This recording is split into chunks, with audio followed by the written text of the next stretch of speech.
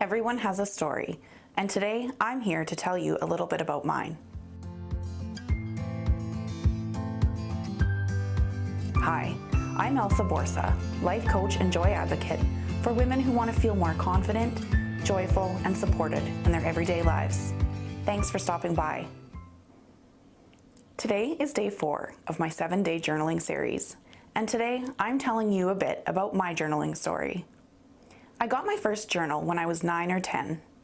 It was pink and girly and had colored, scented pages. It was a Christmas gift from my grandma, and it became my little vault of secrets.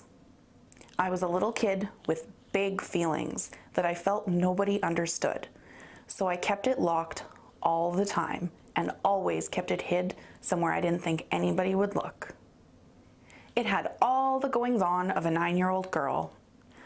Crushes, heartbreaks, excitement, and disappointment. In the summer, my friend came with me to our cabin and we took turns writing in it. X-rated at 9 years old. When I've looked back at it, I see that a lot of the writing is in pink. In between the pages are stuffed little notes that my friends and I used to pass each other in religion class. It was a Catholic school that I went to, and let me tell you, some of those notes are raunchy. I'm horrified by them now. When I outgrew that journal, I had duotangs. I remember they were red and blue. One was a prayer journal, and one I used to write poetry. I always was a deep little soul. Throughout high school, I remember writing about the new kids in my class, the drama that goes along with being a teenage girl, excitements, disappointments, and insecurities. I always had lists and goals of eating healthier, saving more money, and being more outgoing. As I got older and graduated high school and started university, my journals continued to be an outlet.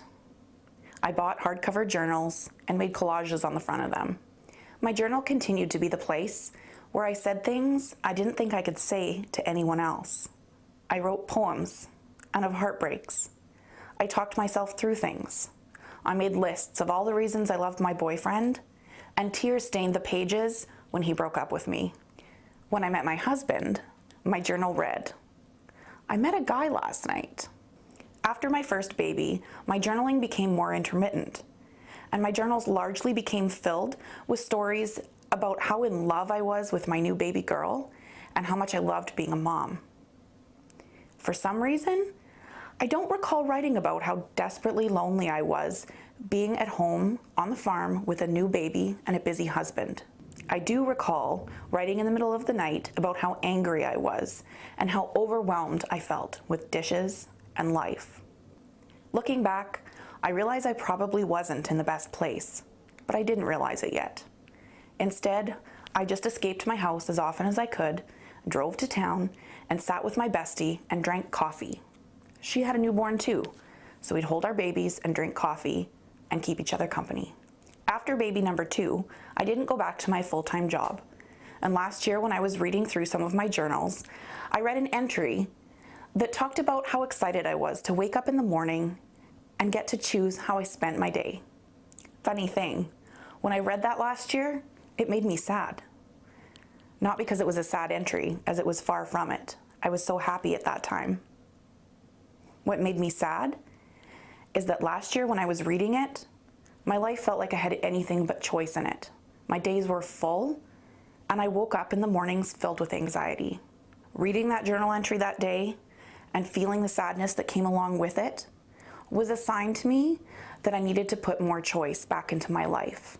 I decided to clear some space, to create more blank spaces in my schedule, and to bring some of that joy of freedom back into my life. I still struggle to keep blank space in my weeks, but I try and keep Fridays and Sunday afternoons as blank as possible. Somehow knowing I have that clear space in my week just always makes everything seem so much more bearable. September 5th, 2012. I'm supposed to start journaling again. That, and exercise, and take time for myself, and talk to a counselor. These are all supposed to make me feel less anxious and sad, and more carefree and happy. So, because I promised my nurse practitioner I would do one of these things, this is where I'm starting. I don't even feel like I know how to journal anymore, how to get to that place where I can make sense of all I'm feeling, or even get my brain organized enough to write it all down, or have enough quiet to be able to get to that place. I have so many fears right now and things that make me sad. It's like there's a weight on my chest. I keep waiting for the weight to just disappear, but it never seems to. I need to somehow get to a place where I can let go of some of these fears and just enjoy life instead of worrying and stewing my way through it. After baby number 2 was born is when my lifelong battle with anxiety really started to spiral. I had never known what it was before, but after the birth of my second child, it hit me with full force. It took me a long time to realize my experience wasn't normal and that I needed to reach out. I'll never forget the conversation I had with my public health nurse. I didn't even know what I was asking for when I told her that I seemed to be worrying a lot. I'm going to address this time in my life in another post on another day, because that time in my life changed me. It still brings me to tears to think about what my day-to-day existence looked like for over 6 months before I reached out for the help I needed. As I began my journey back to mental wellness, my journal entries started to look something like this. February 6th, 2013. Today, I used my oils throughout the day, drank lemon water, allowed myself some time while the sitter was here to catch up on laundry and book some appointments, ate a big healthy salad for lunch, worked on my cognitive behavioral therapy course, took some time to reflect on my gratitude. As part of my therapy, I had started recording one positive thing I had done for myself each day. You see, the voice inside my head had successfully convinced my soul that I was worth nothing, that nothing I did was good enough, that my husband was going to leave me, that I was undesirable, that I was ugly, and that no one liked me. I was completely overwhelmed at all times and was paralyzed, unable to keep up with the most basic of day-to-day tasks. When I first started this exercise of keeping track of positives, my journal would only contain one thing: drank lots of water today. This was an important part of me starting to retrain my brain. August 1st, 2013. So, 2 days ago, I found out I'm pregnant with baby number 3. Surprise! Once I got over the shock of my unexpected third pregnancy, life was good. I know I didn't journal much during that time though. I had a 3-year-old and an 18-month-old and a farm and a husband. Life was crazy. July 15th, 2014. Hello. So I was supposed to start writing in this thing again a couple weeks ago, but life's a whirlwind, so here I am 2 weeks late. What's going on right now? Well, Harper's 4 months old tomorrow. Time flies. Right this very moment, at 11:12 p.m., I am finishing my cup of peppermint tea now that the kids are finally sleeping and relaxing before I head to bed. I'm also trying to decide if I'm going to start my Paxil prescription tomorrow. I feel like I've been coping pretty well until the past month and a half or so, and maybe what I thought was coping fairly well wasn't really very well at all. Thus began my second big battle with anxiety and depression. It completely consumed my life. The people in my life basically jumped in to save my life. My journal was where I wrote the beyond crazy thoughts I was having.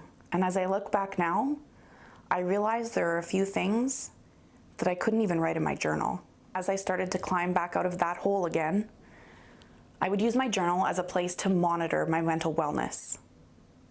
I'd write, and then I'd read back and see, when's the last time I was feeling that way? Have I been feeling this way often? Was I feeling this way the last time I spiraled into a really bad place? It also became a place I would put words to paper to commit to the positive changes that I was making and to celebrate the work that I was doing to make my life better.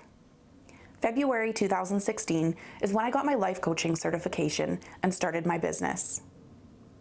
After all the times I had asked why me during my struggles, I finally knew.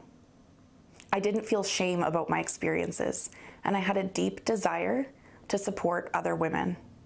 As I got back to the good, I started to really realize how long I'd been battling the demons of anxiety and depression.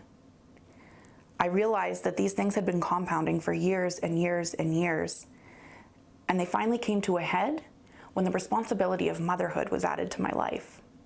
I've had many ups and downs over the past couple years. I'm known to carry my journal with me wherever I go, and there's really not much that gives me more joy than sitting in a coffee shop in the sunshine with my journal and a pen and a hot cup of coffee. Over the last number of months, my journaling has become even more sacred as I committed to showing up for myself in some way every single day.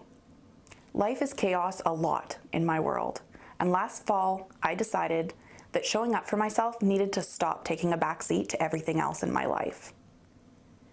At the end of October, I committed to showing up for myself in the form of journaling and prayer every single day, and that practice has lit something up in me. My passion for service is stronger than ever. I'm seeing parts of myself that I never truly knew existed, and it's changed me. It's changed the way I do life and the way I do business. Journaling has become so much more than something I do. It's allowed me to connect deeply with myself and has become my most sacred ritual of self-care. All of our journeys here on earth are different, and you were drawn to watch this video or be a part of this series for likely a different reason than the other people doing the same. You are here for a reason though. It's not an accident that you ended up here listening to my words.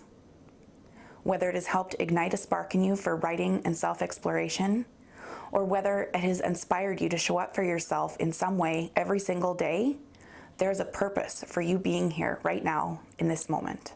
As food for thought today, to journal on or not to journal on, what is your story? What are the things that led you here today? And regardless of whether or not you're falling in love with journaling, what have you gained from this experience so far? Thank you for joining me here today. I'm beyond humbled to be able to share my words with you and my voice. And my deepest desire is that I've maybe helped you see yourself a little clearer and love yourself a little more. As always, if you like this video, make sure and hit the like button down below and subscribe so you never miss out when I release new videos. I'll be back here tomorrow for video number 5 in this series, so I'll see you soon.